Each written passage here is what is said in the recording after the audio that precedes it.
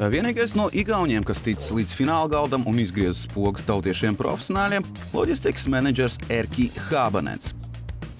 Jau pirmajā spēlē viņš nesastapa nekādu pretestību un tā turpināja līdz pat beigām. Kā saka igaunis, man patīk būt līderim, jo var kontrolēt notikumus pie galda. Izšķirošajā duelī Erki pieveic arī savu burvīgo tautieti Klaudiju Merikulu. Hey, surprise and good luck in your semifinals. Thank you. Pusfinālā Hābanens spēlēja tikpat konservatīvi un faktiski neblefoja. Well, Nice.